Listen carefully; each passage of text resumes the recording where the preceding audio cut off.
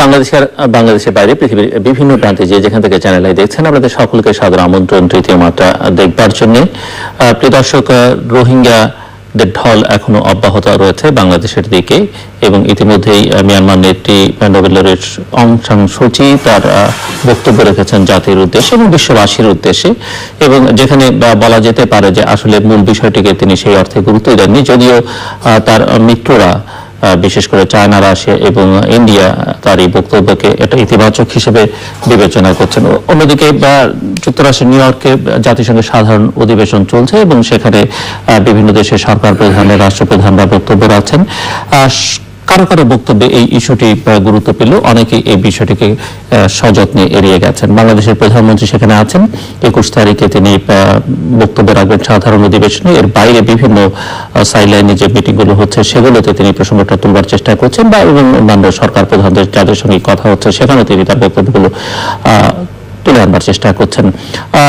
একটি বৈঠকে খানিক সময়ের জন্য মার্কিন প্রেসিডেন্টের সঙ্গেও তার সাক্ষাৎ হয় এবং তিনি রয়টার্সের সঙ্গে সাক্ষাৎকারে বলেছেন যে তিনি মার্কিন প্রেসিডেন্টের কাছে তেমন কিছু প্রত্যাশা করেন না, কারণ ট্রাম্প আগে থেকেই রিফিউজিদের বিপক্ষে তার একটা অবস্থান নির্বাচনের আগ থেকেই রয়েছে, মার্কিন নির্বাচনের আগের থেকেই রয়েছে, এবং তিনি সেই অর্থে বাংলাদেশের প্রধানমন্ত্রী প্রসঙ্গটা তুলেছেন, কিন্তু ডোনাল্ড ট্রাম্প কোনো সারা শব্দ করেননি। যদিও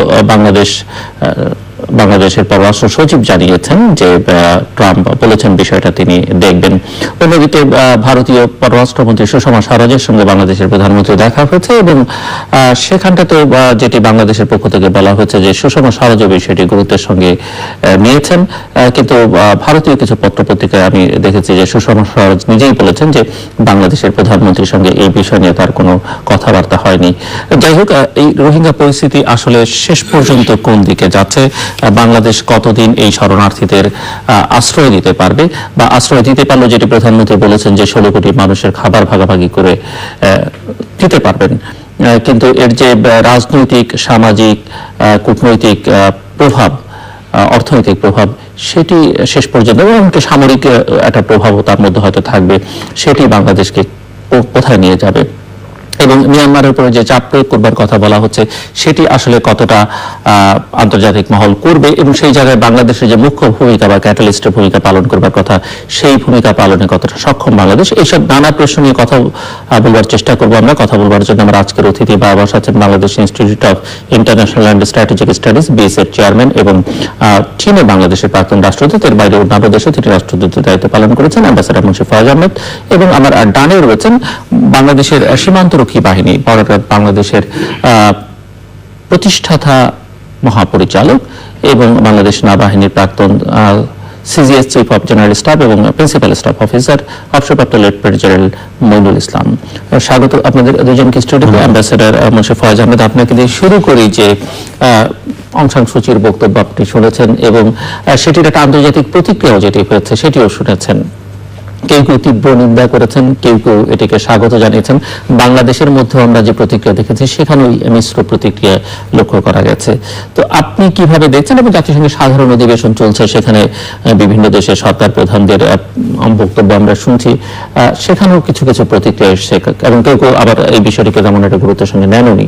সো আপনার কাছে একটু শুনতে চাই যে পরিস্থিতি আসলে এই অসহায় মানুষগুলোর জীবনকে একটা দুর্বিষহ অবস্থার মধ্যে ঠেলে দিচ্ছে, একটা অনিশ্চয়তার মধ্যে ঠেলে দিচ্ছে, তাদের কি হবে আর বাংলাদেশের আসলে শেষ পর্যন্ত কি হবে?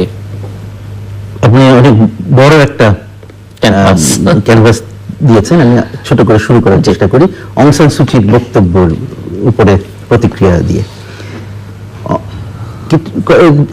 এই বক্তব্যের আগেই আমরা কিন্তু তার কাছ থেকে কিছু শুনছিলাম না, পুরো একটা নীরবতা ছিল এবং কোন রকমের রিয়াকশন যেটুকু ছিল সেটাও ছিল একেবারে অস্বীকার করা, ডিনায়াল।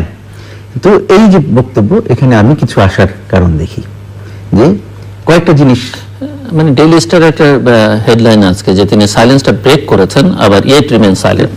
সেটা সেরকম কিছু কিছু বিষয় তো কিছু কিছু জায়গায় সাইলেন্ট রয়েছেন বা এমন ভাবে করেছেন যাতে মানুষ মনে করতে পারে যে তিনি তার অবস্থান পরিবর্তন করেনি, কিন্তু এই যে 1 নম্বর যে তিনি রেসপন্ড করেছেন, এটা একটা ইতিবাচক ব্যাপার। অবশ্য বক্তব্য দিন এটা আগের থেকেই করা ছিল, কিন্তু কেন হচ্ছে এটা, যে আন্তর্জাতিক যে চাপ সেটার থেকে কিছু ফল আসতেছে সেটা বোঝা যাচ্ছে। তো সেই জন্য আমি কিছুটা অন্তত মানে যেখানে মোটেই আশা ছিল না সেখানে আসার একটা আলো তো দেখতে পাচ্ছি। আর তারপরে তার বক্তব্যের মধ্যে কতগুলো জিনিস আছে যেগুলো আমাদেরকে এগিয়ে যেতে সাহায্য করবে আমি মনে করি। যেমন প্রথম কথা স্বীকার করে নেওয়া যে একটা বড় সংখ্যক মিয়ানমারিজ মুসলমান, তারা রোহিঙ্গা শব্দটা ব্যবহার করেন, মুসলিম শব্দ, মিয়ানমারিজ মুসলমান বড় সংখ্যায় বাংলাদেশে চলে এসেছে। এবং তিনি জিজ্ঞেস করে যিনি বলছেন যে কেন তারা চলে আসছে তাদের কাছে জানতে হবে, চেষ্টা করবেন। তো সেটাও একটা, সেটার মধ্যে একটা প্রচুর ইঙ্গিত কি আছে যে তিনি বাংলাদেশে আসতে চান, এদের সাথে দেখা করতে চান, বা আমরা কি সেই পথে থেকে নিয়ে যেতে পারি, আমাদের সেটা করা উচিত হবে, এইসব চিন্তা করবার একটা সুযোগ তৈরি হয়েছে। তো এক নম্বর তিনি স্বীকার করলেন। তারপরে তিনি তাদের সেনাবাহিনী বা অন্যরা যে সহিংসতা করছে সেটা স্বীকার করেননি, সেটা সম্বন্ধে কিছু বলেনি, কিন্তু বলছেন যে সহিংসতা যে একেবারে হয়নি সেটা তার কথার থেকে মনে হয় না, মনে হয় যে সহিংসতা হয়েছে এবং সেটা থামানো হবে, শান্তি ফেরত আনা হবে, এদেরকে ফিরিয়ে এনে শান্তিতে বসবাস করার ব্যবস্থা করা হবে, তাদের সমস্ত অধিকার তাদেরকে দেওয়া হবে, এইসব কথাগুলো তিনি বলেছেন।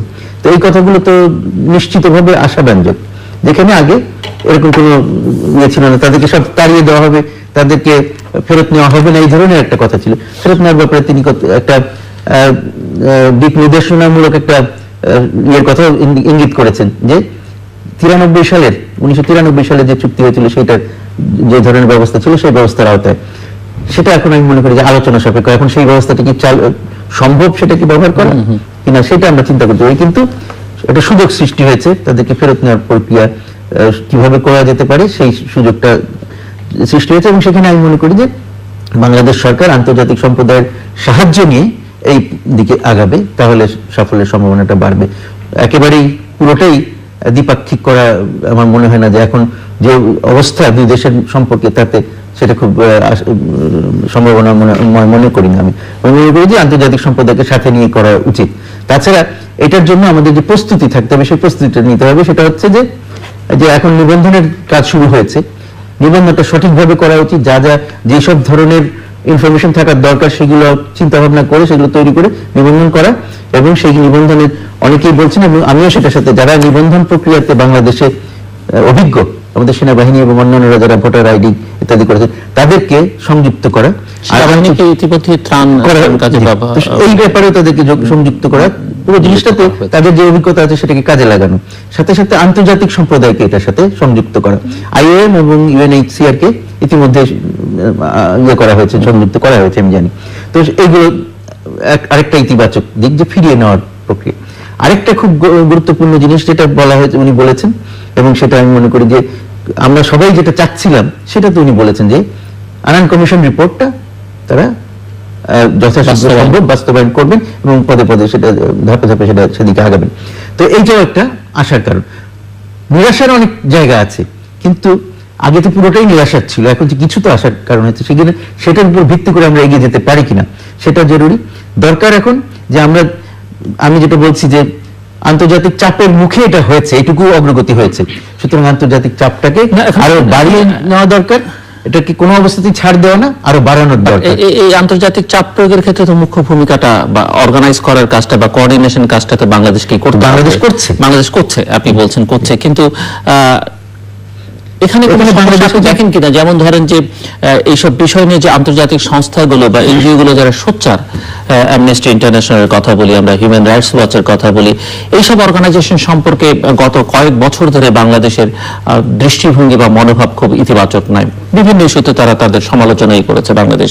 এবং আমরা যদি আন্তর্জাতিক পরিসরে বড় বড় বৃহৎ রাষ্ট্র যারা চাপ প্রয়োগ করতে পারে মিয়ানমারের উপরে, সেখানে বাংলাদেশের মিত্র হিসেবে যারা পরিচিত, চায়না যেখানে আপনি রাষ্ট্রদূতের দায়িত্ব পালন করেছেন, রাশিয়া যারা বাংলাদেশে, যাদের থেকে বাংলাদেশ অস্ত্র কিনছে, যাদের থেকে যারা বাংলাদেশের পারমাণবিক বিদ্যুৎ প্রকল্পে অর্থায়ন করছে, কিংবা ভারত একেবারে নিকট প্রতিবেশী এবং সবচেয়ে নিবিড় ঘনিষ্ঠতা যার সঙ্গে, তারা সবাই মোটা দাগে বলা যেতে পারে যে এখন পর্যন্ত তাদের অবস্থানটা পরিষ্কার ভাষায় মিয়ানমারের পক্ষে। এবং যারা এর বাইরে যারা চাপ প্রয়োগ করতে পারে, আমরা যদি মার্কিন যুক্তরাষ্ট্রের কথা বলি, তারা একটা কথাবার্তা, অন্তত চাপটা তাদের এখনো অব্যাহত আছে। আর এমন কোনো কারণ নেই যে কারণে তারা মিয়ানমারের পক্ষে অবস্থান নেবে, সেটি চায়নার সঙ্গে, অন্য রাশিয়ার সঙ্গে তার সম্পর্কের কারণে হোক, বা মিয়ানমারের সঙ্গে তার দীর্ঘকালের সম্পর্কের সূত্র হোক। সেই যুক্তরাষ্ট্রের সঙ্গে বাংলাদেশের সম্পর্কের একটা টানাপোড়েন বিগত কয়েক বছর ধরে আছে। এই জায়গাটা বাংলাদেশ কতটা সফল হতে পারবে সেটি নিয়ে অনেকের মধ্যে প্রশ্ন আছে। So, আপনার কাছে শুনতে চাই যে আপনি প্রথম কথা আন্তর্জাতিক সম্প্রদায়ের কথা, আপনি কয়েকটি সংস্থার নাম করলেন, তাদের চেয়ে গুরুত্বপূর্ণ কতগুলো আন্তর্জাতিক সংস্থা রয়েছে ইউএন এর সাথে রিলেটেড যারা, বা ওই ধরনের, যেমন ইউএনএইচসিআর কথা বললাম, আইওএম এর কথা বললাম, তারপরে খুব বড় এই ধরনের সিচুয়েশনে সবচেয়ে বড় কাজ করে কারা, রেড ক্রিসেন্ট বা রেড ক্রস সোসাইটি, তারা কিন্তু আমাদের সাথে আছে। আর অন্য যাদের কথা বলেন তাদেরও যেহেতু এখন আমাদের সাথে তাদের কথাবার্তা মিলছে, সুতরাং তাদেরকে সাথে নেওয়া আমি কোনো অসুবিধা দেখি না। আমাদেরকে চেষ্টা করতে হবে আরেকটু নিজেদেরকে ফ্লেক্সিবল করে তাদেরকে সাথে নিতে পারা, কারণ তাদের দিয়ে যদি আমাদের কাজ হয়, আমরা কেন তাদেরকে সাথে নিব না, সেইটা কিন্তু সতর্ক থাকতে হবে, কারণ তাদের ভূমিকা বিভিন্ন সময় বিভিন্ন রকম হয়েছে, বেশি অনেক জায়গায় তাদের সমস্যা কথা আমরা খেয়াল করেছি। তাদের খুব কি বলা যায়, শর্ট সাইটেডনেস এর একটা ব্যাপার থাকে অনেক সময়, খুব ছোট পরিসরে তারা দেখেন সবকিছুকে, কিন্তু একটা রাষ্ট্র, একটা অঞ্চল খালি ওই মাপে তো চলে না। তো যাই হোক, কিন্তু সেদিক থেকে আমি মনে করি যে আন্তর্জাতিক সম্প্রদায়ের কে সাথে নেওয়ার ক্ষেত্রে খুব যে আমরা খুব পিছিয়ে আছি তা বলবো না। যেমন যুক্তরাজ্য এবং অন্যান্য ইউরোপিয়ান দেশগুলো খুব শক্তভাবে এগিয়ে আসছে, ইউ শক্তভাবে এগিয়ে আসছে, সেখানে আমরা মনে করি যে এখন তারা যেটা বুঝছে, অনেকে এখনো সেটা বুঝছে না বলে তারা পিছনে আছে, তাদেরকে বোঝানোর চেষ্টা আমাদের করতে হবে। যেমন চীনে একটা আমাদের প্রতিনিধি দল গিয়েছে, তো তারা নিশ্চয়ই চেষ্টা করবে যে চীনকে বোঝানোর। তো আমি মনে করি যে কি বোঝাতে হবে চীনকে বা ভারতকে বা রাশিয়াকে, যে তোমরা কি জন্য ওখান থেকে দূরে সরে থাকছো সেটা আমাদের বোঝাও, কারণ এটাতে তোমাদের কোনো স্বার্থ নাই। তোমাদের স্বার্থ ওখানে শান্তি আশায় সবাই মিলেমিশে থাকলে ওখানে উন্নয়নের ধারা ভালো করে চলবে, এবং সেখানেই তোমরা ইনভেস্ট করে তোমরা বেশি লাভবান হবে। তোমরা যে ইনভেস্টমেন্ট করছো সেটারও নিরাপত্তা নির্ভর করে ওখানে শান্তির উপরে।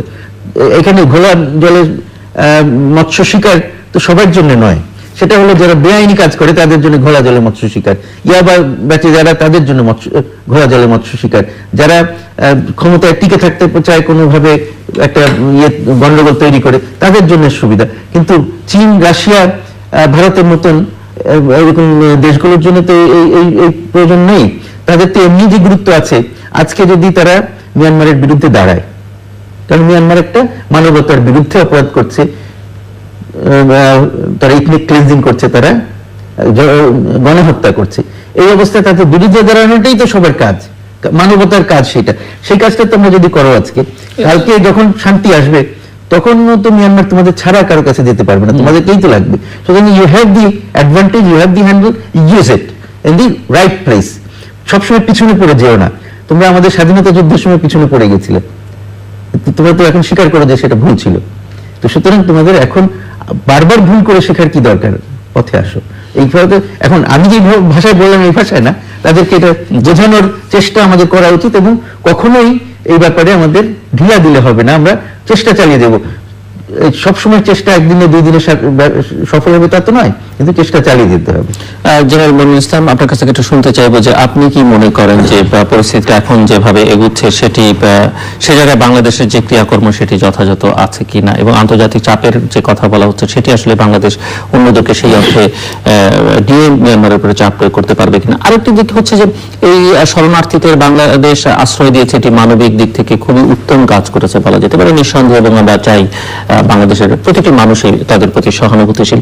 কিন্তু আপনি যেহেতু সীমান্ত রক্ষার দায়িত্ব একসময় নেতৃত্ব দিয়েছেন, ছিলেন, আমার প্রশ্ন হচ্ছে বাংলাদেশের সীমান্ত কি আসলে মিয়ানমারের সঙ্গে অরক্ষিত কিনা, এটি প্রশ্ন। এবং আরেকটি দিক আমরা দেখছি যে সীমান্তে তারা ল্যান্ডমাইন স্থাপন করছে, যেটি একটা বড় হুমকি। তাদের হেলিকপ্টার মাঝে মধ্যে বাংলাদেশের সীমানার মধ্যে ঢুকে পড়ছে, এর আগে সমুদ্র সীমাও তারা সেখানেও হুমকি ধুমকি দেওয়ার চেষ্টা করেছে। তো সব মিলিয়ে একটু আপনার কাছ থেকে শুনতে চাই যে সামরিক দিক থেকেও আসলে বাংলাদেশ, কারণ মিয়ানমারের একটা উস্কানি তো বলাই যেতে পারে, যেটি তাদের এক ধরনের উস্কানি সবসময় তারা দিয়ে চলেছে। ধন্যবাদ আপনাকে। প্রথমত আমরা যে আলোচনা আজকে শুরু করলাম যে কূটনৈতিক ভাবে আমরা কিভাবে এটাকে সমাধান করতে পারবো। কূটনৈতিকের ক্ষেত্রে আসলে শেষ বলে কিছু নাই, স্থায়ী শত্রু বলে কিছু নাই, স্থায়ী বন্ধু বলে কিছু নাই, তা আমরা হারে হারে টের পাচ্ছি। যদি সংক্ষেপে বলি, বাংলাদেশ যখন বন্ধু খুঁজছে, চাকরি পাই বন্ধু, ছোট বন্ধু বড় বন্ধু যেটাই হোক, যেটা একটু আগে আমাদের অ্যাম্বাসেডর সাহেব যেটা বলেছেন, শুরু করলে এক সময় আস্তে আস্তে হয়তো আমরা সবাইকে পেতে পারবো। কিন্তু একটা কথা একটু বলতে চাই যে আসলে এই সমস্যাটার সমাধান করার জন্য আমাদেরকে আবার জল খেয়ে লেগে থাকতে হবে। কারণ আবার যদি আমরা অন্য একটা ইস্যু শুরু হয়ে যায়, হলি আর্টিসান হলো সকলেই এক কথা বলছে, সকল ইউনিভার্সিটি খারাপ, একসময় বলছিলাম সকল মাদ্রাসা খারাপ, তারপরে আসলে যখন হলি আর্টিসান সকল ইউনিভার্সিটি খারাপ, উচ্চ পর্যায়ে থেকে বলছে নর্থ সাউথ ইউনিভার্সিটি খারাপ, তারপরে আবার অন্য একটা গ্রুপ বললো সবাই খারাপ। আসলে ঢালাও ভাবে আসলে কোনোটাই বলা যাবে না। এটা রাষ্ট্র পরিচালনা কিন্তু এটা সংসার পরিচালনার মতো নেই, ভালো মন্দ নিয়েই আমরা কিন্তু বেঁচে থাকি। তো সেই বিষয়ে অবশ্যই একটু পরে আসি। আপনি আমার যে মিলিটারি বিষয়টা বলেছেন, অং সান সুচির বক্তব্যটা আমি একটা জায়গায় আমার কাছে খটকা লেগেছে। সে বলেছে আমি I have instructed my army to follow the rule of law.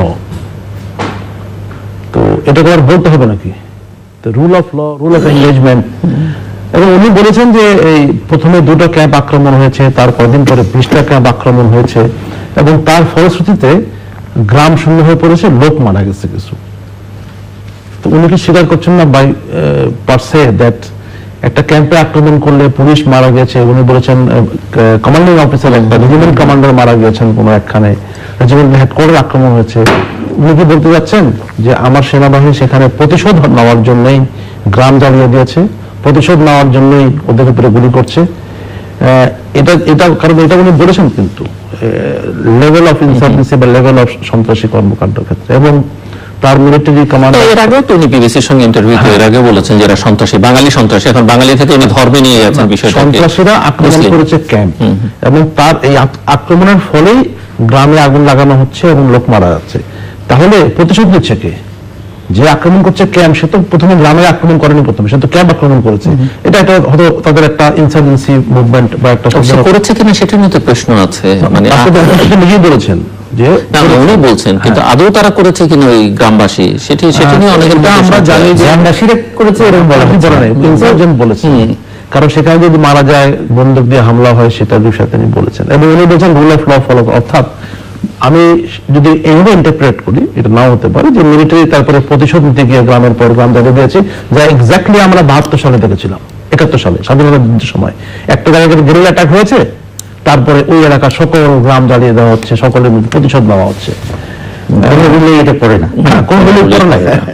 তো এইভাবে যদি হয়, এবং মিলিটারি যে ওনাদের যে কমান্ডার ইন চিফ, যে 4 স্টার জেনারেল, উনি যেটা বলেছেন যে একটা অবস্থান নিতে বলেছেন এদের বিরুদ্ধে, তো এটাও তো জাতীয়তার কথা বলেছেন, এটাও কিন্তু একটা উস্কানিমূলক কথা।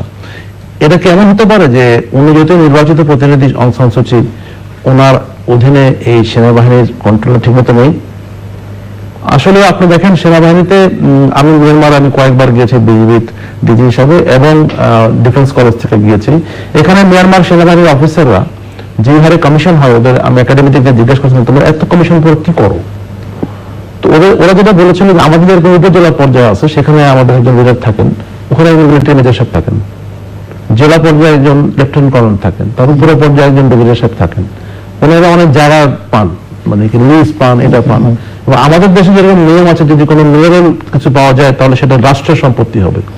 ওদের যারা লিজ পান, তাদের যেটা পাওয়া যায় সেটা রাষ্ট্র সম্পত্তি, মেয়ে সম্পত্তি। আমার যে 2000 অফিসার ছিল, আমি ব্যক্তিগত এক্সপিরিয়েন্স থেকে বলছি, খুব ভালো ইংরেজি বলতে পারে সে। সেই জন্য I have good news to share with you. What in my land we have got 70 tons of sapphire stone. একটা স্টোন বেড়ে 70 টন। তো আপনি হিসাব করে দেখেন তো, 70 টন সাফায়ার স্টোন যদি বিক্রি করেন মার্কেটে, কতটুকু টাকা আসবে? এখানে কিন্তু একটা পাওয়ার বিষয় আছে। অতএব এই যে আমাদেরও যেরকম ছিল, যেটা সামরিক শাসনের পরে যখন রাজনৈতিক দলদের আসছেন, তারা কিন্তু চিন্তা করতেন কিভাবে সশস্ত্র বাহিনীকে রাজনীতি থেকে একটু দূরে রাখা যেতে পারে। 1/11 পরে আমরা এরকম একটা জিনিস দেখেছি। অং সান সু চি সেই অবস্থায় আসেন, যদি আমাদের গোয়েন্দা বা আমাদের সমস্ত রিপোর্ট কনসার্ন দেখতে পারে যদি অং সান সু চি সেই অবস্থায় আছেন, তাহলে তাকে সহায়তা করা প্রয়োজন আছে আমাদের, যেটা উনি বলেছেন তার সাথে আলোচনা করা প্রয়োজন আছে একটা। উনি নিজেই বলেছেন আমি আমার লোককে ফেরত নেব, এবং সেই যদি তারা মিয়ানমারের লোক হয়ে থাকে। এখন এই লোকগুলো যে মিয়ানমারের, সেটা প্রমাণ করার তো কোনো সুযোগ নেই, কারণ তাদের নাগরিকত্ব নাই। সেটা আমি বুঝলাম, সদিচ্ছার ব্যাপারে আছে। আমাদের এখানে কিন্তু উনি যেটা বলেছেন যে আমাদের IOM আছে, ইন্টারন্যাশনাল অর্গানাইজেশন অফ মাইগ্রেশন, আপনার UNHCR আছে, দুটোর কাজ কিন্তু ভিন্ন। আমরা একটা জিনিস জানি, টার্ম IDP এন্ড রিফিউজি। সে রিফিউজি কেন হবে? তার দেশে তো কোনো যুদ্ধ হচ্ছে না, তার দেশে কোনো খাদ্যের অভাব হয় নাই, তার দেশে থাকার জায়গার কোনো অভাব নাই। আমার সীমান্তের ওই পাশে একই রকম গ্রাম, আমরা যদি সেখানে তাদেরকে বলি যদি তুমি একটা উদ্যোগ দেখাও, তোমার মিলিটারিকে তুমি বলো এই পাহারা দেওয়ার জন্য, না পারলে ইন্টারন্যাশনাল কিছু লোকজন নিয়ে সেখানে একটা পাহারা দেওয়ার বন্দোবস্ত করি, তারপরে তোমরা ইনসার্জেন্সি ওয়ার ফাইট করো, কোনো সমস্যা নেই, এই লোকগুলি শিশু, বৃদ্ধ, মহিলা এদেরকে তুমি রাখার বন্দোবস্ত করো। উনি যদি একটা এরকম স্টেপ নিতে পারেন তখন বলবো উনি যা বলছেন ভাষণে তার সাথে কোনো মিল আছে। এখন যদি সেই মিলটা আমরা না পাই তাহলে বাংলাদেশের কি কাজ? সেখানে আমি আসতেছি ডিফেন্সের ক্ষেত্রে কূটনৈতিকভাবে তৎপরতা চালাবো এবং ডিফেন্স তৎপরতা আমাদেরকে চালাতে হবে। আসলে ডিফেন্স প্রতিরক্ষা এরকম একটা দেশের পাওয়ার, কূটনীতি এরকম একটা দেশের পাওয়ার, গভর্নেন্সও একটা আমাদের দেশের পাওয়ার, অর্থনীতি একটা পাওয়ার। তো আমাদের মনে হয় যদি যে সীমান্তের ল্যান্ডমাইন, হেলিকপ্টার বারবার করে ক্রসিং, ও পাশে মিলিটারি যেখানে আসার কথা না সেখানে যদি মিলিটারি এক্সারসাইজ হয়, বাংলাদেশের তো কোনো সমস্যা দেখছি না এক্সারসাইজ করার জন্য। বাংলাদেশে যদি আমরা এক্সারসাইজ করি সীমান্তে, যতটুকু আমাদের পারমিশনের যে লিমিটটা আছে উস্কানি দিব না আমরা, আমাদের এক্সারসাইজ অবশ্যই করতে পারি, সে ধরনের এক্সারসাইজ আমরাও করতে পারি। আমাদের সীমান্তে আমরা আমাদের ফাইটার, আমাদের অ্যাটাক হেলিকপ্টার করতে পারি, তবে করতে পারি, সেটা করতে পারি, সেটা আমরা করতে পারি। এটা অতএব সেটা আমি নিশ্চিত সেটা সরকার অবশ্যই তার মাথার মধ্যে থাকবেন এবং it is part of the whole game. Diplomacy যেখানে শেষ হয় সেখানে military might goes in, and where the might gets a victory or defeat, diplomacy again starts. Exactly. So এইভাবে আমাদের চলতে হবে। তো কোনো অপশনে কিন্তু যে প্রিডমিনেন্ট হবে কোনো সময়, একসময় প্রিডমিনেন্ট এটা হবে, একসময় প্রিডমিনেন্ট এটা হবে। আর বাংলাদেশের বন্ধু খোঁজার বিষয়ে আমি মনে করি যে ধরুন মিয়ানমারের মিলিটারি রেজিম দেখছে তার যদি স্বার্থর বেশি আঘাত হয়, খুব বেশি চাপ থাকে, যে তারা ওকে সরিয়ে দেয় সূচিকে, তাহলে যে সেটা আমাদের জন্য ভালো খবর বয়ে আনবে? সূচি তখন কথাই বলতেছে, মিলিটারি কিন্তু কোনো কথাই বলতো না কোনো। এখন এই যে সূচি ইংরেজিতে একটা ভাষণ দিলেন, সবাই আমরা বুঝতে পারলাম মিয়ানমারের জেনারেল নিশ্চয়ই এই বন্ধ কোনদিন কোনো ঘটনা কিছু বলেনি তারা। তো আমাদেরও কিছুটা চিন্তা করতে হবে আবেগতাড়িত না হয়ে। এখন আমরা যে লাইনটাতে যাচ্ছি, এই লাইনটাতে মাত্র শুরু হলো আমাদের। নিউ ইয়র্ক মানে কি, UN is a big platform, খুবই বড় প্ল্যাটফর্ম। এখানে করিডোরে হাঁটতে হাঁটতে, খেতে সব জায়গায় বের হয়ে আসার পরে হাঁটতে অনেক ডিপ্লোমেসি সেখানে চলে। সেটা অবশ্যই চালু রাখতে হবে, সেটা যেন ভাটা না পড়ে। কারণ আমাদের হয়তো একটা ইস্যু সৃষ্টি হয়ে গেল, সবাই ওই ইস্যুর পিছনে আমরা একটু দৌড়াদৌড়ি বেশি করি। ডিফেন্সের ক্ষেত্রে আমি যেটা মনে করি, যেখানে আমাদের কাঁটাতারের বেড়াগুলি আমরা এখনো দেই নাই, যেসব জায়গাতে এখনো সময় আছে, কাঁটাতারের বেড়া আমি যখন ডিগ্রি ছিলাম তখন আমরা বলে আসছিলাম কিছু কিছু জায়গা আমাদের দেওয়ার জন্য, তখন বাজেট কনস্ট্রেন্ট, প্রায়োরিটি অবশ্যই থাকতে পারে। এগুলি কিন্তু এখন একটু সিরিয়াসলি চিন্তা ভাবনা করার দরকার। কাঁটাতারে বেড়া দেওয়া মানে যে শত্রু হয়ে যাওয়া না, কারণ কাঁটাতারে বেড়া সে দিয়েছে, ভারত দিয়ে রেখেছে, অতএব এটা আমাদের কিন্তু এই কাজগুলো আমাদেরকে চালিয়ে যেতে হবে। এখন এই রোহিঙ্গা রিফিউজি যেটা আমরা একটু আগে বললাম যে আমরা ওদেরকে খাবার শেয়ার করতে পারবো, আপনি বাস্তবতা দেখেন। আমার বাসায় যখন মেহমান আসবেন, হঠাৎ করে যদি চলে আসেন, আমি হয়তো যা আছে তাই দিয়ে খেলাম, কিন্তু পরের বেলা কিন্তু আমাকে একটু ভালোভাবে খাওয়া দিতে হবে। আগের বেলা মেহমান বুঝে নেবে যে না ঠিক আছে, কিছু ছিল না, দিয়েছি। তারপরের দিন কি হবে? অতএব এখানে একটা ইফেক্ট আমাদের, আপনি যেটা নিজেই বলেছেন যে আমাদের ইফেক্ট পড়বে, অর্থনীতির ইফেক্ট পড়বে। আমাদের আগের এক্সপিরিয়েন্সে কি বলে, অনেক রোহিঙ্গা কিন্তু আমাদের পাসপোর্ট ব্যবহার করে বিশ্বের বিভিন্ন জায়গায় চলে গেছে। আমরা এটা প্রায় দেখেছিলাম। কোথায় কোনো ঘটনা ঘটলে তখন আমরা একটা প্রোটেস্ট দিয়ে বলি না সেটা আসলে আমাদের না। যখন আমি পাসপোর্ট দিয়ে দিই তখন আসলে আমার আর বলার মুখ থাকে না। এবং এই পাসপোর্ট দেওয়ার ক্ষেত্রে শুধু যদি দালালরা জড়িত, আমার মনে হয় প্রশাসনের অনেকেই এর ভিতরে জড়িত ছিলেন। তো সেক্ষেত্রে আমাদের এখন কিছু কিছু স্ট্রং ডিসিশন নিতে হবে। যে সমস্ত পাসপোর্ট আগে ইস্যু করেছিলাম সেগুলো হয় বাতিল করতে হবে, সো দ্যাট এদের কাছে একটা মেসেজ যায় যে এইভাবে এখান থেকে গিয়ে কতদিন পর একে ধরে ওকে ধরে আমি একটা পাসপোর্ট নিয়ে চলে যেতে পারবো, বিভিন্ন দেশে চলে যাবো, ভাগ্য গড়ে তুলবো, যেটা ওনার দেশ থেকে পাচ্ছে না। ওনার দেশে তো ওর মুভমেন্ট করার কোনো অধিকার নাই, পাসপোর্ট তো দূরের কথা, সে আরেকটা স্টেটে যেতে পারে না সে একটা। তো সেরকম হাতছানি যদি তারা চিন্তা করতেই পারে, বিকজ তাদের পূর্বসূরীরা এরকম করে এখানে যখন ঢুকেছিল, পরে আমরা খুঁজে পাচ্ছি না কোথায়, দেখা গেল সে পাসপোর্ট নিয়ে চলে গেছে। এইটা বন্ধ করার জন্য কঠিন একটা অবস্থান নিতে হবে। রিফিউজি এখানে আসছো, রিফিউজি থাকবে দিক থেকে, যখন তোমার দেশে সেফ হেভেন হয়ে যাবে তখন তুমি সেখানে গিয়ে আইডি হিসেবে থাকবা। তারপরে তোমার দেশ রাজনৈতিক ভাবে সেটাকে মোকাবেলা করুক, অর্থনৈতিক ভাবে মোকাবেলা করুক, সেটা করবো। এই পজিশনটা রাখার জন্য বাংলাদেশ গভর্নমেন্টকে জল খেয়ে জনগণকে নিয়ে যেতে হবে। আমি কথাটা এই জন্যই বললাম, জনগণ যদি আপনার মনে করেন ডালের দাম বেড়ে গেল বা একটা গ্যাসের দাম বেড়ে গেল, কেরোসিনের দাম বেড়ে গেল, কারণ এটা তো যাবে আসলে। যারা যারা বিদেশিরা সাহায্য দিচ্ছে তারা তো প্রোডাক্ট নিয়ে আসে না, তারা তো মানি নিয়ে আসে, তারা এখান থেকে কিনবে, তারা এখান থেকে। একটু ছোট্ট একটা প্রশ্ন আপনার কাছে, যে এই যে এরকম একটা অবস্থা তৈরি হবে, আমরা বাংলাদেশের পক্ষ থেকে বলা হচ্ছে যে এটা আগে থেকে জানা ছিল না, সোদের প্রস্তুতি ছিল না।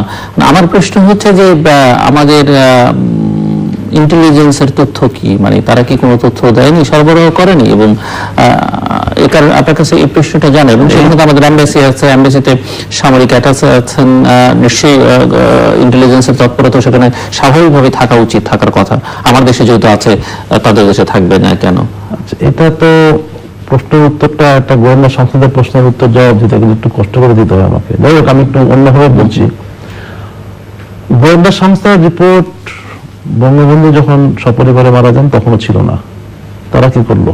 বঙ্গবন্ধু বিরাট দিলেন মানুষ, উনি বলেছেন আমাকে কেউ মারবে না, সে তো ওনার কাজ, উনি কথা বলেছেন, গোয়েন্দা সংস্থার কাজ সে করবে। বিডিআর বিদ্রোহের আগের দিন বোধহয় ওখানে ভালো একটা প্রোগ্রাম হয়ে গেল, তারপর দিন এই ঘটনা ঘটবে। লিফলেট বহুত আগে ছিল। গোয়েন্দা সংস্থার কি করেছিল? বিচার হয়েছে? হয়নি। হলি আটেছেন হওয়ার পর অনেক তৎপরতা চালালাম, গোয়েন্দা সংস্থা কি করলো? এর আগে আমরা শুনেছি যে সকলকে আমরা ফলো করছি, কিন্তু আবার আমরা এই ভাষ্য তো শুনি যে তারা তথ্য দিয়েছেন, কেউ তথ্য কানে তোলে না।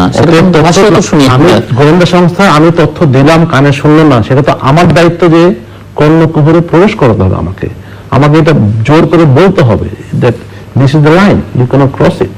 মিয়ানমারে যখন হলো তখন আমি ক্রিটিসাইজ করছি না, আমি বলছি যে প্রথম থেকে অবশ্যই কিছুটা দ্বিধাদ্বন্দ্ব ছিল, যেটা আমরা শুনেছি। হঠাৎ করে আমি দেখলাম বিজিবির এবং মিয়ানমারের এরা যৌথ অপারেশন করবে।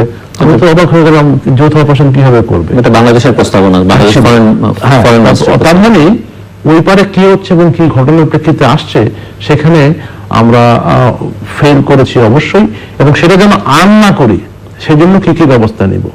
আমি একটা জিনিস বলি যে আসলে আমাদের মাননীয় প্রধানমন্ত্রী যেটা বলেছেন এন্ড স্টেট, আমি এন্ড স্টেট রাষ্ট্রের জন্য হচ্ছে আমি সকল রিফিউজি যারা আসছে তাদেরকে আমি তাদের দেশে ফেরত পাঠাতে হবে, এটা এন্ড স্টেট। তো এটা হলে আমাদেরকে চিন্তা করতে হবে আমাদের স্ট্রেংথটা কি আছে।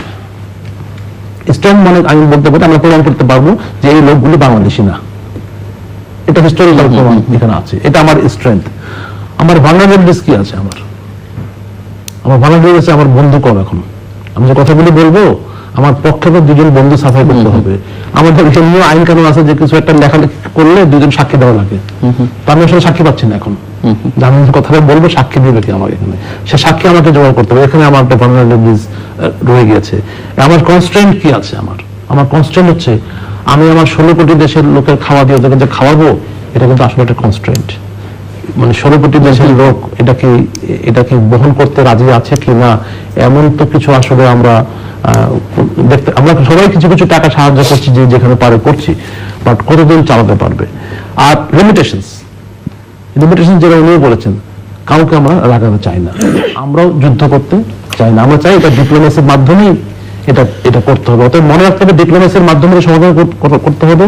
এবং সেই জন্য পৃথিবীতে যে সমস্ত কার্যক্রম বিগত কিছুদিন হয়ে গেছে, প্যালেস্টাইন না হয় বাদ দিলাম, কদিন আগে ইরাক যেভাবে একবার ডিস্ট্রয় করে দেওয়া হলো, তারপরে লিবিয়া যেখানে একবারে ডিস্ট্রয় করে দেওয়া হলো, এটা ফেইল্ড স্টেট হয়ে গেল, কিন্তু একটা ভালো একটা স্টেট ফেইল্ড স্টেট হয়ে গেল।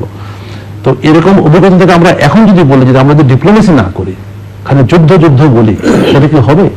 জি, অ্যাম্বাসেডর মুন্সি ফয়জ আহমেদ, উনি এই যে একটা ডিফেন্সের তৎপরতার কথা বললেন, এটিকে আপনি কিভাবে দেখেন? আর ছোট ছোট কয়েকটা প্রশ্ন আপনার কাছে। একটি হচ্ছে যে অনেকে মনে করে থাকেন যে বাংলাদেশ এখন যেভাবে তৎপরতা চালাচ্ছে এটি ঠিক আছে, বিশেষ করে যে কূটনৈতিক তৎপরতা, কিন্তু বাংলাদেশের স্টার্ট করতে অনেক সময় নিয়েছে, এবং একটা পর্যায়ে একটা দ্বিধার মধ্যেই বাংলাদেশকে মনে হচ্ছে যে বাংলাদেশকে এদেরকে ঢুকতে দেবে কি দেবে না, দেখতে দেবে কি দেবে না, মানে অনেক কালক্ষেপণ করেছে। এটি একটা সমালোচনা, যেটি জেনারেল মইনুল উল্লেখ করলেন যে ওই যে একটা জয়েন্ট অপারেশন সীমান্ত এলাকায় করার কথা বলা হয়েছে, প্রস্তাবটা বাংলাদেশের পররাষ্ট্র দপ্তর দিয়েছে, এটিকেও অনেকে সমালোচনা করেছেন যে এটিও ঠিক হয়নি। একটি সেফ জোন করবার কথা বাংলাদেশের দিক থেকে প্রস্তাব, যে জাতিসংঘের তত্ত্বাবধানে মিয়ানমারের মধ্যে এই রোহিঙ্গাদের জন্য এটি সেফ জোন করা হোক, সেটিও সকলে মনে করেন যে, অনেকেই মনে করেন যে এটিও ঠিক যথাযথ একটা কোনো কার্যকর পদক্ষেপ। এবং আপনার কাছে আরেকটি প্রশ্ন, যে এই সমস্যাটা তো আসলে 70-এর দশক থেকে, 78 থেকে, তারপরে 90-তে একটা, 93-তে একটা চুক্তি হয়েছে। জেনারেল মন্ডল যেমনটা বলছিলেন যে এটি আসলে দ্রুত সমাধান হবে না, এটি দীর্ঘমেয়াদ, আপনিও বলেছেন যে কূটনৈতিক তৎপরতা চালাতে হবে। আমার প্রশ্ন এখন যে চালাতে হবে বলছি, এবং আপনারা দুজনেই আশঙ্কা ব্যক্ত করছেন যে সামনে এমন কোনো ইস্যু এসে পড়বে আমরা হয়তো এটা ভুলেই যাব, ইভেন আমিও ভুলে যাব, কারণ আমরা অভ্যস্তই এইভাবে, একটা নতুন ইস্যু আসে পুরনো ইস্যু ভুলে সম্ভব। ওনার সাথে আমি একমত সেখানে।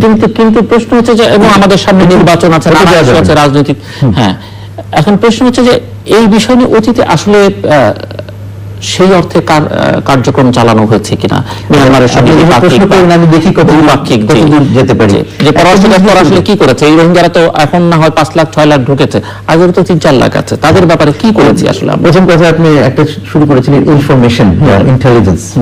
আমি মনে করি যে এটার কোনো শেষ কথা নাই ইন্টেলিজেন্সেরও। এত বড় বড় দেশ, তাদের ইন্টেলিজেন্স তো অনেক শক্তিশালী, তারপরে তাদের সমস্যা হয় না। 9/11 কেমনে হলো? তাদের যদি এত ইয়ে থাকতো তাহলে দে অলসো সেভ ইন্টেলিজেন্স ফেলে। কিন্তু তার মানে এই না যে আমাদের লোকজন চেষ্টা করে নাই, কোনো খবর ছিল না। কিন্তু আমরা এক ধরনের চেষ্টা, এক ধরনের কাজে আমরা নিয়োজিত ছিলাম, তাদের সাথে সম্পর্ক উন্নয়ন করে কিভাবে অবস্থার পরিবর্তন করা যায় সেই সব নিয়ে ব্যস্ত ছিলাম আমরা। সুতরাং আমাদের দৃষ্টি ওইদিকে বেশি নিবদ্ধ ছিল। কিন্তু তারপর, আর তাছাড়া মিয়ানমার সরকারের যে তারা বিভিন্ন সময় অ্যাক্সেস বন্ধ করে দিচ্ছে, লোককে যেতে দিচ্ছে না, এগুলো তো ইচ্ছা করলে তো আপনি খবর নিতে পারছেন না, আপনার মুভমেন্ট সীমিত। আমেরিকার মতন দেশের একজন কেউ যেতে চাচ্ছে কোথাও, তাকে যেতে দেওয়া হচ্ছে না। তো আমাদের তো আরো সমস্যা আছে। আর বিশেষ করে ইন্টেলিজেন্স, যখন আমরা কথা বলি ইন্টেলিজেন্স মূলত কি করা হয়, বেশিরভাগ ক্ষেত্রে 90% of the intelligence is gathered from published or open sources. কিন্তু সেই সোর্সেস গুলো যদি গোপন করে রাখা হয় তাহলে আপনি সহজে সাফল্য পাবেন না এখানে। তারপরে এটা জানা যাচ্ছিল যে ওদের মুভমেন্ট, তাদের সেনাবাহিনী বিভিন্ন জায়গায় মুভ করতেছে, এটা খবরের কাগজ, আমাদের খবরের কাগজে এসছে। কিন্তু তার থেকে তো আমরা এটা আজ করতে পারি না যে ওখানে তারা এরকম একটা কিছু করবে এবং লাখ লাখ লোক 2 সপ্তাহের মধ্যে বাংলাদেশে চলে আসবে। যতই আমরা ইনফরমেশন থাকবে, এই ইনফরমেশন থাকার কোনো সম্ভাবনাই নেই যে ওরা অমুক তারিখে এই কাজটা করবে এবং লাখ লাখ লোক চলে আসবে। সেটা ধরেন, সেটাও যদি জানতাম আমরা কি করতাম? আমরা কি ঘর বাড়ি তৈরি করে এদের জন্য অপেক্ষা করতাম? তা তো নয়। সুতরাং ওইভাবে মানে এই ধরনের যে আমরা ইয়েটা করছি সেটা কিছুটা ঠিক ন্যায্যতা নাই আর কি। এই ধরনের ক্রিটিসিজমের অন্যায় করা হচ্ছে অনেকের প্রতি, আমি মনে করি। আচ্ছা, তারপরও আমাদের এখান থেকে শিক্ষা নেওয়া যে ভবিষ্যতে কিভাবে আমাদের ইন্টেলিজেন্স গ্যাদারিং এবং আমাদের ইনফরমেশন গ্যাদারিং আরো শক্তিশালী করা যায়। কিন্তু সবসময় এরকম কিছু হবে আর আমরা বলবো যে ইনফরমেশন হয় নাই, নেওয়া হয় না, ইন্টেলিজেন্সের ইয়ে ছিল, ত্রুটি ছিল। আচ্ছা, তারপরে আপনি তৎপরতার কথা যেটা বললেন যে আমাদের শুরুতে তৎপরতার অভাব ছিল, সেটা যখন এই স্কেলটাই তো কেউ চিন্তা করতে পারে না, তাই না? সুতরাং সেটাতে রেসপন্ড করতে তো একটু সময় লাগে। কিন্তু তারপরে আমি তো মনে করি যে আমাদের মাননীয় প্রধানমন্ত্রী একটা বক্তব্য দেওয়ার আগ পর্যন্ত জানে না যে কি হচ্ছে, হ্যাঁ, কিন্তু তারপরে তার আগের থেকে তো কাজগুলো হচ্ছিল, মাননীয় প্রধানমন্ত্রীর বক্তব্যের আগেও কিছু কাজ হচ্ছিল। সুতরাং আমি জানি যে ওই কূটনীতিদের নিয়ে যাওয়া হলো, তার সপ্তাহখানেক আগে ফরেন সেক্রেটারি যে ওখানে ঘুরে আসছে, দেখে আসছে, ওখানে স্থানীয় প্রশাসনের সাথে কথা বলে এদের নিয়ে আসলে তোমরা কিভাবে কি করতে পারবা এগুলো। সুতরাং তৎপরতা যে ছিল না তা নয়, 2 সপ্তাহের মধ্যে যে রেসপন্স তারা দিতে পেরেছে, এটা তো when we look at it with the advantage of hindsight, মনে করি যে খুব যে খারাপ করেছে তা বলা যাবে না। এবং এখন পর্যন্ত যে আন্তর্জাতিক সম্প্রদায় আমাদের সাথে এগিয়ে আসছে যেভাবে, তাতে এখন কিছু আছে তারা নিজেরাও দেখছে, তারা তাদের নিজেদের থেকেই তারা অনেকে উদ্যোগ নিচ্ছে, কিন্তু আমাদের চেষ্টা একজন কূটনীতিক হিসেবে আপনার কাছে আমার প্রশ্ন, যে অনেকে মনে করে থাকেন যে এই যে ডিপ্লোমেটদের ডেকে ব্রিফ করা হলো ফাইন, ওখানে নিয়ে যাওয়া হলো, কিংবা ধরেন যে আমাদের দূতাবাসগুলোকে চিঠি লিখে পররাষ্ট্র দপ্তর বললো যে তোমরা এখানে তৎপরতা চালাও, কিন্তু এগুলো খুব একটা কাজে দেয় বলে অনেকে বলছেন, আমার এখানে অনেকে সমালোচনা, খুব একটা কাজে দেয় বলে, হয়তো কিছু কাজে দেয়, কিন্তু মানে এই ধরনের সমস্যায় যেটি অনেকে মনে করেন যে হয়তো যে দেশের সঙ্গে যার ভালো সম্পর্ক আছে তাকে যদি পাঠিয়ে দেওয়া যেত, গুরুত্বপূর্ণ ব্যক্তিবর্গ যদি বিভিন্ন সরকার প্রধানকে সরাসরি ফোন করতেন, বাংলাদেশের প্রধানমন্ত্রী, তিনি হয়তো একদিনের সফরে চলে গেলেন চায়নায় কিংবা ভারতে, বা আপনাদের মতো এরকম ওনার মতো যার যেখানে সম্পর্ক আছে, এই কাজে লাগানোটা যদি সবার সব রকমের সক্ষমতা থাকে না। আমরা হঠাৎ করে একজন লোককে এখানে পাঠাবো ওখানে পাঠাবো, এইটা আমাদের এক নম্বর আমাদের ইতিহাসে খুব কম আছে। অন্যান্য দেশ তাদের অনেক রিসোর্সেস আছে, তারা ঝট করে একজনকে পাঠিয়ে দিতে পারে, আমরা সেটা আমাদের অভ্যস্ত হয়ে উঠিনি সেরকম। প্রধানমন্ত্রী এখানে যাবেন, তার জন্য আমাদের নানান রকমের ইয়ে করতে হয়, তিনি কয়টা জায়গায় যেতে পারবেন, তাই না? তার চেয়ে ওই একজন করে যদি পাঠানো যায় ভালো। কিন্তু দেখলাম যে আমরা চীনে একটা ইয়ে পাঠানো হয়েছে, চাইনিজ কমিউনিস্ট পার্টির ইনভাইটেশন, সেটা সুযোগ নেওয়া হচ্ছে, তাই না? তো এরকম যেখানে যেভাবে সম্ভব সেখানে সেইভাবে কাজ করা। আর আপনি যে কথাগুলো বললেন সেগুলো যে পরামর্শ যাচ্ছে না তা না, পরামর্শ দেওয়া হচ্ছে, সরকার যতটা পারে করবে, কেমন? কিন্তু খালি সরকারকে আমরা যদি নিন্দা করতে থাকি তাহলে তো সবগুলো দিক তুলে আনছি যেন ওনারা। এখানে আমার একটা বক্তব্য আছে, সেটা আমি অনেকটু বলার চেষ্টা করি যে হ্যাঁ, সরকার সবকিছু যে সঠিকভাবে করছে, মানে যতটা করা যায় ততটা করছে, সবসময় নাও হতে পারে, তখন তাকে আমরা কি বলবো? পাবলিকলি খবরের কাগজে গালাগালি করবো, নাকি না তার কাছে যে তাকে পরামর্শ দিব, গোপনে পরামর্শ দিব কিনা? কারণ এটা তো বিভিন্ন আমরা যখন আমি বলি গিয়ে সুযোগ আছে পরামর্শ দেওয়ার, আমার হয়তো আমি কিভাবে পরামর্শ দেওয়ার সুযোগ আছে, মানুষের বিভিন্ন পরামর্শ দেওয়ার সুযোগ আছে, কিন্তু আমি যদি কাগজে বিবৃতি দিয়ে সরকারের নিন্দা করি, তাতে কি হচ্ছে? যে আমরা সবাই এক স্বরে কথা বলছি না, এটা প্রকাশ পেয়ে যাচ্ছে, তাতে আমাদের আরো ক্ষতি বেশি হচ্ছে কিনা? তো সুতরাং এখানে সবাই অনেকেই বলছেন যে জাতীয় ঐক্যের দরকার, এরকম ঐক্যটা কিভাবে আমরা স্থাপন করবো? তো সেখানে আমার মনে হয় যে বিভিন্ন ভাষায় বিভিন্ন স্বরে আমরা কথা না বলে এক স্বরে কথা বলার চেষ্টা করা দরকার। আমরা যদি মনে করি যে সরকার ভুল হচ্ছে, সেখানে পরামর্শ দেওয়ার ব্যবস্থা আছে, সেইভাবে ব্যবস্থা করতে, তার সেইভাবে পরামর্শ দিতে হবে। যেমন আমাদের যে ত্রাণ ব্যবস্থাপনা, এই যে রেজিস্ট্রেশন, ত্রাণ ব্যবস্থাপনা, এগুলো যে করা হচ্ছে, সেখানে আমরা দেখছি অনেক সমস্যা হচ্ছে। অনেকের নিশ্চয়ই অনেক রকমের অভিজ্ঞতা আছে বা পরামর্শ আছে, এবং সেগুলো সরকার শুনছে তো বিভিন্নভাবে। সেনাবাহিনীকে সাথে সাথে তো নেওয়া হয়নি, কিন্তু পরে এখন এটাও তো হঠাৎ করে নাই। অনেকে বলছে যে সেনাবাহিনীকে নিলে সুবিধা হবে, তখন সেনাবাহিনীকে নেওয়া। তো যাদের অভিজ্ঞতা আছে, তার মধ্যে প্রাক্তন সেনাবাহিনীর প্রাক্তন জেনারেলরা আছেন, আমাদের অ্যাম্বাসাডাররা আছেন, প্রাক্তন সরকারের বিভিন্ন উচ্চ পদে যারা কাজ করে গেছেন, তাদের অনেকের এই ধরনের অভিজ্ঞতা আছে। তাদের কিন্তু অ্যাক্সেসের অভাব নাই, তারা ইচ্ছা করলে অ্যাক্সেস পান। তো সেই চেষ্টা আমি মনে করি সেইভাবে করা। আর রাজনৈতিক দল বা অন্যান্য যারা আছেন, তাদেরও উচিত চেষ্টা করা পাবলিকলি বেশি একটা বিভেদ বা বিতর্ক সৃষ্টি না করে কিভাবে মিলেমিশে কাজ করা যায় সেদিকে সবার চেষ্টা, ওইটার উপরে খেয়াল রাখা উচিত। আমি মনে করি এটা খুব গুরুত্বপূর্ণ। আমি প্রশ্ন করেছিলাম আরো ছিল জয়েন্ট অপারেশনের কথা। জয়েন্ট অপারেশনের কথা, এটা আমি মনে, যদিও তারা হঠাৎ করে করা হয়েছে, কিন্তু এটার একটা ইনোভেটিভনেস আছে, এবং কিছু আমাদের যে সরকারের যে ঘোষিত বিভিন্ন নীতি আছে তার সাথে এটা মিল, যে আমরা আমাদের দেশের মাটিকে কারো বিরুদ্ধে সন্ত্রাসী হামলার জন্য বা অন্য কোন রকমের ইয়ের জন্য, যেমন ইনসার্জেন্সির জন্য ব্যবহার করতে দিব না। এটা আমাদের একটা ঘোষিত নীতি আছে।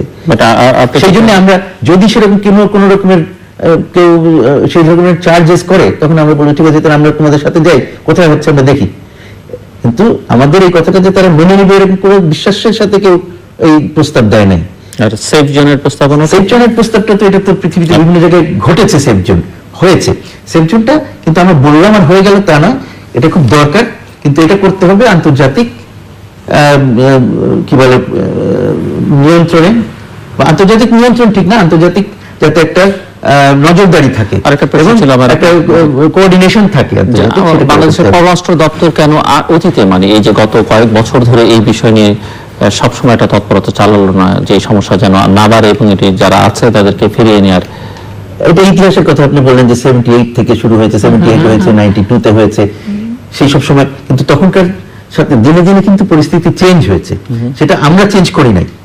হ্যাঁ, তাদের একটা প্ল্যান আছে, তাদের একটা প্ল্যান আছে, তাদের 1982 থেকে তারা একটা প্ল্যান করেছে যে এদেরকে আর দেওয়া।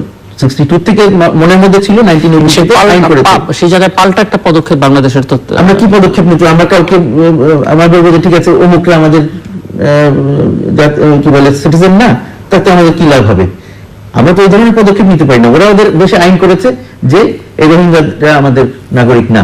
আমি বলছি যে একটা চাপ প্রয়োগ করা, যে যারা এসেছে তাদেরকে ফিরিয়ে বিভিন্ন সময় ফিরে নিয়েছে তো তারা, কিছু নিয়েছে, 92 যারা আসছে তারাও 97 এর মধ্যে বেশিরভাগ ফেরত চলে গেছে। হ্যাঁ, 2.5 লাখ লোক এসছে বলা হয়, তখন 2,25,000 লোক চলে গেছে, 21,000 লোক ছিল, সেই 21,000 পরে বাড়তে বাড়তে 36,000 হয়েছে এই ক্যাম্পগুলোতে রেজিস্টার্ড। পরবর্তীতে কিন্তু বিভিন্ন সময় ধরেন 98 থেকে 2012, 2016 পর্যন্ত এই সময়ের মধ্যে বিভিন্ন ছোট ছোট ঘটনা ঘটেছে, লোক আসতে থেকেছে ছোট ছোট ছোট ছোট গ্রুপে, সেগুলো চোখে পড়ে নাই কারো, কিন্তু এসে তারা 4 লাখ পার হয়ে গেছে। উনি যেটা বলেছেন আসলে মানে কি, মিডিয়া বর্তমান যুগের ডেফিনেশন একটা রাষ্ট্রের একটা শক্তি, এটা পৃথিবীতে একটা শক্তি। মিডিয়াতে আমরা যে এখন আলোচনা করছি বা আপনি বলছেন সমালোচনা করছি, এই সবই কিন্তু একটা গঠনমূলক, মানে একজন একটা মত দিচ্ছেন, আরেকজন হয়তো এই মতের সাথে সম্পূর্ণ না মিলতে পারেন, আংশিক মিলতে পারেন, উনি হয়তো আরো কিছু বলতে পারেন। আমি মনে করি ব্যক্তিগতভাবে এবং আমার এক্সপিরিয়েন্সে দীর্ঘ চাকরি জীবনে আমি দেখেছি, যে আমার সমালোচনা করে সে আমার বন্ধু। শুনতে খারাপ লাগে কিন্তু সে কিন্তু আমার বন্ধু। লং টাইমে মনে করি এই লোকটা আমাকে এই কাজটা যত সময় বলে আমাকে ভুলটা কারেক্ট করার সময় দিয়েছে। আসলে এই সোশ্যাল মিডিয়া যে কথা, এখন পৃথিবীতে কিন্তু সোশ্যাল মিডিয়া কিন্তু অনেক বড় বড় কিছু করেছে এবং এরা স্পিরিটের মধ্যে কিন্তু এই সোশ্যাল মিডিয়া বিশাল বড় একটা ভূমিকা রেখেছে। এবং আমি জানি কয়েকদিন আগে, আজকে সকালবেলা দেখলাম CNN একটা প্রোগ্রাম হচ্ছিল সোশ্যাল মিডিয়া সম্পর্কে, কতগুলি মুসলিম দেশ এরকম ফেসবুককে বলেছে তোমরা এই লিঙ্ক বন্ধ করো, এই লিঙ্ক বন্ধ করো। কেন? তাদের অবস্থান খারাপ হয়ে আসতেছে এখন, মানে দীর্ঘদিনের শাসন অবস্থা খারাপ হয়ে আসতেছে। আমি মনে করি সোশ্যাল মিডিয়া থেকে আমাদের সকলের একটা শিক্ষা নেওয়া উচিত। সকলে এসে বলতে পারবে না, বাট একটা সাধারণ একটা বক্তব্য মানুষ যদি বলে, বুঝতে হবে সেন্টিমেন্টটা কোথায় যাচ্ছে, সেন্টিমেন্টটা কোথায় যাচ্ছে। যেটা বিজেপির জিজি তখন এটা বুঝতে পারবে না, সেন্টিমেন্ট গোয়িং, হঠাৎ করে এত রাগ করে এতগুলো লোককে মেরে ফেললো, এটা তো সেন্টিমেন্ট বুঝতে হবে জিনিসটাতে। তা আমি আসলে এটাই বলছি যে আসলে আমরা আলোচনা করছি কিন্তু একটা জাস্ট ক্রিটিসাইজ করার জন্য না, এটা যেন আর না হয়, এটা আমরা সবচেয়ে খুশি হব। আর আমাদের অনেক কিছু ইতিহাসে নাই, ডিপ্লোমেসিতে এটাই তো challenge. No war will be fought second time. আমরা যদি 71-এ কিভাবে যুদ্ধ করেছিলাম, এই ডিফেন্স আমাদের সেনাবাহিনী যদি 71 যুদ্ধ প্র্যাকটিস করে আর একটা 71, it will never happen. This is the defence strategy. No war is fought again for the second time. We have to fight a new war. We have to find a new crisis. হলি আটেছেন আবার ঠিক একই রকম ভাবে হবে না, আর এক নতুন crisis হবে। This is the challenge of diplomats and this is the challenge of the defense. So prepare for the next uncertainty. এখন যত বেশি এক্সারসাইজ, যত বেশি ব্রেনস্টর্মিং আমরা করব, তত বেশি আমরা নিয়ার ফিউচারে থাকবো। আমি আমেরিকাতে কোর্স করার সময় আমার খেয়াল আছে, একটা টার্কি এবং আরেকটা দেশের সাথে কি হবে সেটা 2003 সালে তারা এক্সারসাইজ করতেছিল। তারা পরে তো এক সময় হলো জিনিসটা, তারা কতগুলো সিনারিও চিন্তা করে 10 বছর পর, 20 বছর পর কি হতে পারে। তো আমরা যেটা মনে করি যে দেশের রাজনীতি থাকবেই, কিন্তু দেশ কিন্তু নিজে একটা এন্টিটি। দেশ চিন্তা করবে কি আমার আগামী জেনারেশন গুলো কিভাবে চলবে। রাজনীতিবিদ অবশ্যই থাকবে, স্বাভাবিক পরবর্তী ইলেকশন আমি কি হয়েছে, এটা কোনো সন্দেহ নাই। তো আমার দেশ সামনে এই রোহিঙ্গা সমস্যা থেকে এই বারবার করে সামনে 20 বছর পর আমার কি হবে, আমাকে তো চিন্তা করতে হবে। এটা কার নেতৃত্ব দিবেন? পলিটিশিয়ান নেতৃত্ব দিবেন কিন্তু এখানে। অতএব আমাদের এই রোহিঙ্গা সমস্যার সমাধান করতে হবে। আমাদের একটু মনে করে দিই, লিবারেশন ওয়ারের পরে একটা পাকিস্তানের একটা বিহারি গোষ্ঠী বাংলাদেশে এখন পর্যন্ত দীর্ঘদিন রয়ে গিয়েছে। আপনি যে প্রশ্নটা করছিলেন, সেটা তো একটা আমাদের একটা উদাহরণ রয়ে গিয়েছে, যেটা আসলে আমরা সলভ করতে পারিনি। এটা আমরা সলভ করতে পারিনি। এটা আমরা তো যখন পাকিস্তানের কোনো বন্ধু দেশ আমাদের দেশে ভিজিট আসে, তখন আমরা কিন্তু তার কাছে সবিনয় বলতে পারি যে আপনি যদি ভাই একটু আমাদেরকে একটু সাহায্য করেন। যে ওই কথাটা আপনি যদি ভাই আপনি বলতেছিলেন, আমাদের অনেক বড় বড় দেশ আছে, তাদের সাথে আমাদের কিন্তু ভালো সম্পর্ক একদিন ছিল। ওদের সাথে আমাদের ব্যবসা, সামরিক সহযোগিতা সব কিন্তু আছে, ডিপ্লোমেসি সবই কিন্তু আছে, বড় বড় ডেলিগেশন আমরা যাচ্ছি আসতেছি, রাজনৈতিক মিত্রতাও আছে।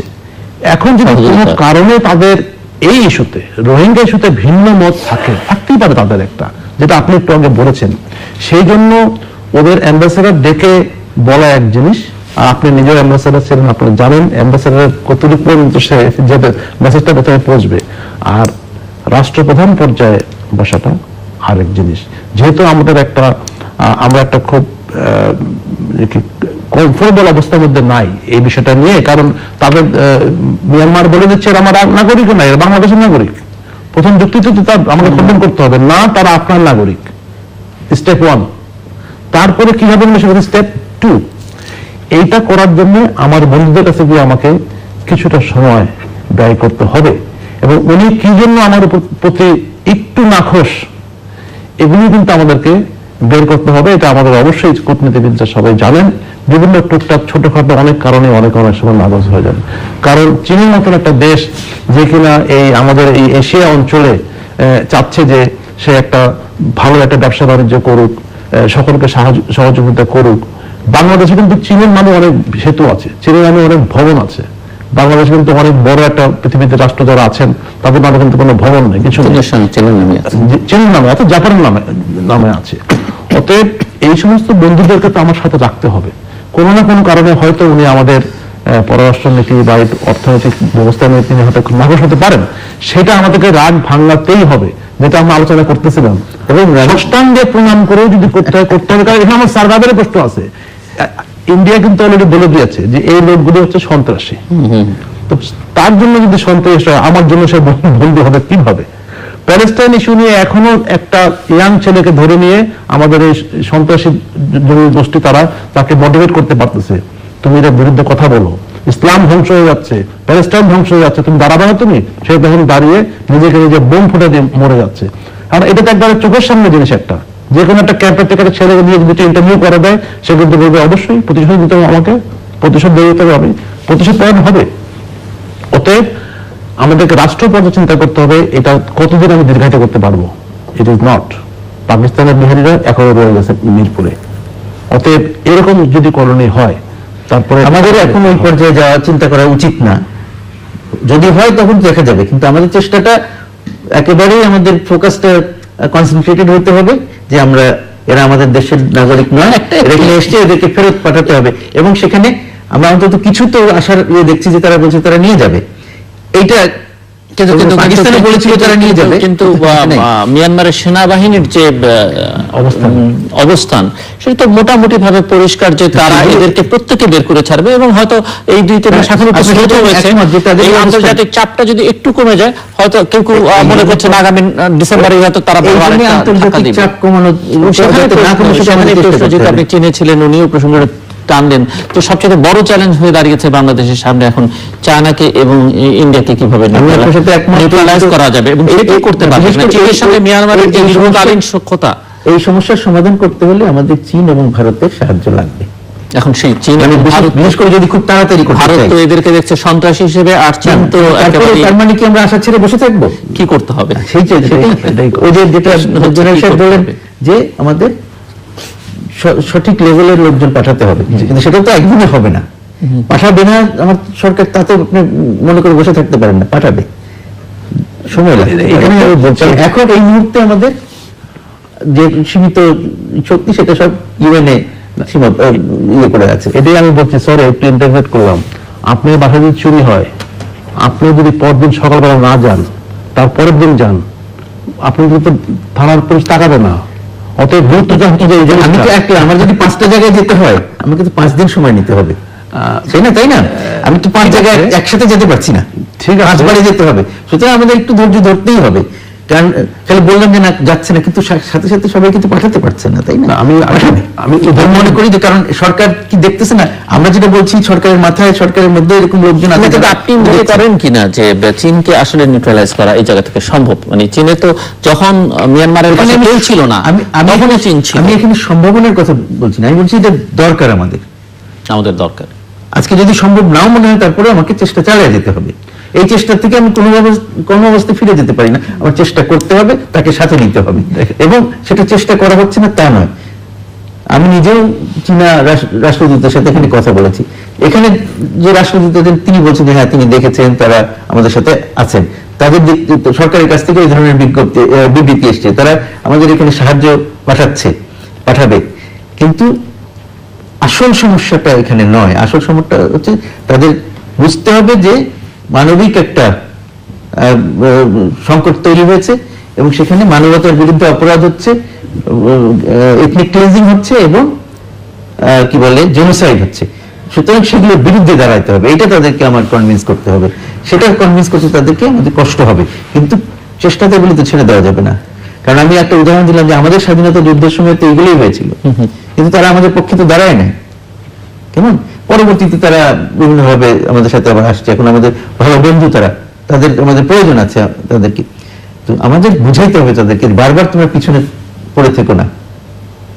হ্যাঁ, যুক্তি তো আছে। আর এখন পৃথিবী অনেক আগে গেছে, তো আগের জায়গায় তো আর নাই। আগে তখন কোল্ড ওয়ার ছিল, দুইটা ক্যাম্প ছিল, সেখানে বিভিন্ন রিয়ালিটি ছিল। এখন তো সেই পরিস্থিতি নাই। এবং যে মিয়ানমারকে যদি এখন তারা সাহায্য না করে বাংলাদেশকে সাহায্য করে, মিয়ানমার তাকে আর কোনোদিন তার উন্নয়ন কার্যে কোনো অংশ নিতে দেবে না, এরকম তো সম্ভাবনা নাই। তাদেরকে নিয়েই করতে হবে মিয়ানমারকে যখন তারা ইয়েতে আসবে। তো সুতরাং আমার মনে হয় যে তারা যদি ন্যায়ের পথে দাঁড়ায়, তাদেরকে এটা বোঝানো যে ন্যায় কোনটা সেটা তুমি দেখো, মানুষের মানবিকতার জন্য কোনটা সঠিক। মানবিকতার সংকট হচ্ছে, তুমি মানবিকতার পক্ষে তো দাঁড়াবা, এটা বোঝানোর চেষ্টা করতে হবে যতক্ষণ পর্যন্ত আমরা সাকসেসফুল হই। তো সেই চেষ্টা চলছে, আরো জোরদার করতে হবে চেষ্টা, যাকে বলতে এটাই আমি বলছিলাম। এবং এটা ভারতের সাথেও তাই, রাশিয়ার সাথেও তাই। আসলে আমি কিন্তু ডিপ্লোম্যাট না, কিন্তু আমার কাছে যেটা মনে হচ্ছে যে এগুলি, ওই যে বললাম যে আমার ঘরে একটা সমস্যা হয়ে গেলে ইমিডিয়েটলি আমাকে জানাতে হবে। তাহলে অনেকে মনে করে আসলে এটা সমস্যা না, উনি জাস্ট এমনি জানানো তো হয়েছে। হ্যাঁ, আমি বলছি, আমি এখন জানানোর জন্য আমরা একটু আগে আলোচনা করলাম চীনে যাওয়া। আচ্ছা, মিয়ানমারে তার প্রতিবেশী আছে আমাদের ওখানে, লাওস, ভিয়েতনাম, কম্বোডিয়া, থাইল্যান্ড আছে। একটা থার্ড জায়গাতে আমরা বসতে পারি, একটুখানি থার্ড জায়গাতে বসতে পারি, ইনফরমালি বসতে পারি। অং সান সু চি তো চিকিৎসার জন্য গেল সিঙ্গাপুরে, আমাদের এখান থেকে একজন ক্যাবিনেটের কেউ একজন গেলেন, ভাই ভরত একটা গেলেন, একটু কথা বললেন বিষয়টা। ওনার সাথে কিন্তু আমাদের কোনো কথা হয় না কিন্তু এখন পর্যন্ত, সেরকম কথা হয় না। শুরুতেই আমি একটা ইয়ে করেছিলাম যে উনি কি আসতে চান কিনা, উনি বলেছেন যে বাংলাদেশে যারা চলে গেছে তাদের সাথে কথা বলে বুঝতে হবে তারা কেন আসছে। তো তার মানে এখানে ইঙ্গিত আছে কিনা যে উনি আমাদের দেশে আসতে চান, তাহলে আমাদের তাকে ডেকে আনা দরকার, এরকম একটা কথা। আমার জাস্ট একটু ভিন্ন হচ্ছে আপনার সাথে, যে সেটা হচ্ছে যে আমি সমস্যাটা তো আমি একটা বাসা চলে গেলাম, বললো ভাই উনি তখন রেডি না, ঘুমাচ্ছেন বা শরীর খারাপ, আমি বসে রইলাম কিছুক্ষণ। কারণ এখন ঠেকাটা তো আমার এখানে 8 লক্ষ লোক আছে, আরো এই 8 লক্ষ লোক যদি ওখানে গ্রিন সিগন্যাল দেয়, আরো 5 লক্ষ আসার জন্য বসে আছে। ওরা না আসলেও ওই ইনসার্জেন্ট হোক আর বা মিয়ানমারের সেনাবাহিনী হোক, তারাই তখন ধাক্কা দিয়ে এখানে পাঠাতে হবে, বিকজ তাদের এন্ড স্টেট হচ্ছে গিয়ে এখান থেকে রোহিঙ্গা মুক্ত করা এই দেশটাকে, আর আমার এন্ড স্টেট হচ্ছে গিয়ে সব লোককে ফেরত পাঠিয়ে দেওয়া। এই জন্য আমার যে আগ্রহটা, আমার যে কান্নাকাটিটা, আমরা যদি সারা দেশ মিলে কান্নাকাটি করি তাও তো একটা লাভ আছে। বিষয়টাকে আমাদেরকে বুঝতে হবে। আপনি ঠিকই বলেছেন, এখানে জাতীয় ঐক্যের একটা প্রয়োজন আছে, সকলেই একভাবে কথা বলার জন্য। এর মধ্যে এন্ড স্টেটে পৌঁছানোর জন্য, মানে send all the Rohingyas back, এটা end state diplomatically, but end স্টেটটা কিন্তু ভিন্ন ভিন্ন টেকনিকে কিন্তু করা যায়, কিন্তু যেতে হবে। এখন এই যাওয়ার জন্য আমাদের ডিপ্লোমেসি রাখতে হবে, আর মিলিটারি যেটা আছে সেটা রাখতে হবে, আমাদেরকে প্রস্তুত রাখতে হবে এক্সারসাইজের জন্য। আমার অর্থনৈতিক বিষয়টা এখনো চিন্তা করতে হবে, আর গভর্নেন্স তো চলবেই। যেটা হচ্ছে যে আমরা কতদিন এটাকে পার্সু করতে পারবো without hampering the other relations. Strain relation থাকতে পারে, মনে করেন ভারত বা চীনের সাথে বলতেছেন, এটা একটা পার্টিকুলার ইস্যুতে, বাট আদার অল ইস্যুতে আমাদের তো মনে করেন আমরা যদি চীনে একটা দল পাঠাই, এখন একটা হাই পাওয়ার দরকার অন্য একটা ইস্যু নিয়ে আলোচনা করার জন্য, আমাদের সাবমেরিন যেটা আসছিল এটা নিয়ে এত কিছু আলোচনা করে আসলাম, তবে তো একটা কথা শুরু হয়ে যায়। আমি এটাই বলছি যে আমাদের ফ্লেক্সিবিলিটি যদি করি, আমরা যদি সবসময় যেভাবে কাজ করি, এটা বোধহয় একটু ব্যতিক্রম ঘটনা। সে ব্যতিক্রমটাই আমরা একটু বোধহয় দেখতে পেলে দেশের লোক আরো বেশি একত্র হবে। আমরা সবাই সরকারের পেছনে আছি, সরকারের সাপোর্ট করছি, একত্র হবে। কিন্তু আমার দিকে মনে হয় যেন আমরা না, আমি এটা বলতে চাচ্ছি না, মানে একটা বিষয়ে সবাই কিন্তু হবে না, কিছু কিছু ভাগ করে দিতে হবে, তো সময়টা তো খারাপ এখন। কিছু যোগ করবেন 30 সেকেন্ডস যদি হয় না।